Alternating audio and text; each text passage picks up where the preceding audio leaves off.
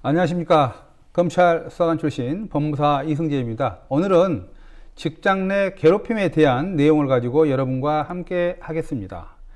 자, 직장 내 괴롭힘 형사사법 절차를 한번 보도록 하겠습니다. 직장 내 괴롭힘을 당하고 있는 피해자는 직장이라는 특수성으로 인해서 대부분은 참고 넘기거나 도저히 용납하기 어려운 경우에 사업주 또는 사용자에게 괴롭힘 발생 사실을 신고하는 선에서 마무리 짓고 있는 실조인 것입니다. 자, 근로기준법 제72조의 2항에서 규정한 괴롭힘에 대한 판단은 첫 번째, 직장에서의 지위 또는 관계 등의 우위를 이용하는 행위, 두 번째, 업무상 적정 범위를 넘는 행위, 세 번째, 신체적, 정신적 고통을 주거나 근무 환경을 악화시키는 행위로 규정하고 있습니다. 그러나 근로기준법에 의한 직장 내 괴롭힘에 대한 처벌 수위는 현실적으로 매우 미흡한 상황입니다. 따라서 직장 내 괴롭힘의 유형 중 가해자 행위가 형법상 죄에 해당되는지를 사전 검토하여 이에 해당될 때는 적극적이고 엄정하게 대응하여 피해자의 권리를 구제받고 피해를 회복하는 수순을 밟는 것이 현명하다고 할 것입니다. 주로 직장에서 발생하는 형법상의 문제되는 행위는 성폭력, 폭행, 명예훼손, 협박, 강요, 스토킹 행위 등일 것입니다. 따라서 위 범죄에 해당하는 행위에 대해서는 형사소송이 가능합니다. 다시 말씀드리자면 고소가 가능하다는 것이죠. 형사소송의 결과에 따라서 가해자에 대한 민사상, 손해배상 청구까지 준비할 수 있기에 가해자의 행위가 형법상 범죄 행위에 해당되는지를 사전에 검토해서 형사소송을 고려하는 것도 실무상 좋은 방법입니다. 사건이 발생하였을 경우에 피해자는 관할 경찰서에 고소장을 제출하여 가해자에 대한 처벌을 구할 수 있는 것입니다. 고소장을 제출하면 경찰은 약 1주에서 2주 내에 사건 담당 수사관이 지정이 되고요. 고소인에게 일정한 날짜에 경찰서에 출석할 것을 요구하게 됩니다. 이때 수사관은 고소인을 상대로 고소장을 제출하게 된 경위 등 사건 내용에 대하여 구체적인 진술을 받게 됩니다. 이를 피해자 진술조서라고 합니다. 또한 수사관은 피해자의 진술을 토대로 사건 관련 증거 등 여러 요소를 확인한 다음 가해자에게 경찰서 출석을 요구하여 조사를 하게 됩니다. 이를 피의자 신문조서라고 합니다. 피해자의 진술과 가해자의 진술이 일치하지 않는 경우에 수사관은 필요시 목격자 등 제3자에게 경찰에 출석을 요구하여 조사를 하게 됩니다. 이를 참고인 진술조서라고 합니다.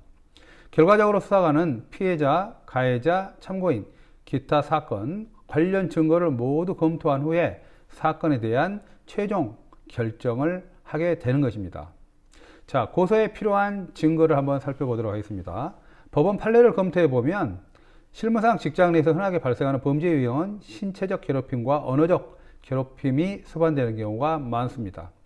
폭언에 의하여 피해자에게 지속적이고 반복적으로 피해자의 인격을 심하게 무시하는 폭언을 한 사실에 대하여 서울중앙지방법원에서는 상해죄를 인정하여 우울증 상해를 가했다고 판결하였습니다. 근로기준법 제8조는 사용자가 노동자에 대한 폭행을 금지하는 규정인데 형법상 폭행죄보다 중하게 처벌하고 있습니다.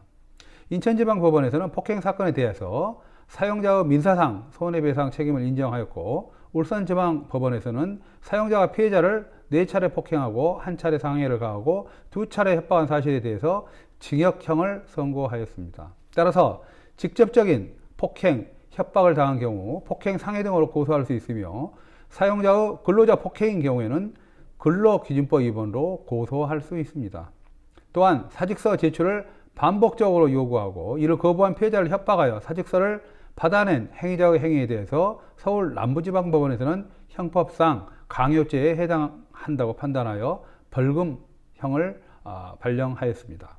따라서 폭행, 상해, 협박 등 범죄에 해당되는 경우에는 가해자로부터 피해를 당하였음을 증명할 수 있는 상해 진단서 등 치료받은 근거, 또 녹취서, 주변 참고인의 목격자 진술, CCTV 영상, 관련 문서, 사진, 메일, SNS 대화 내역 등을 필요로 할 것입니다.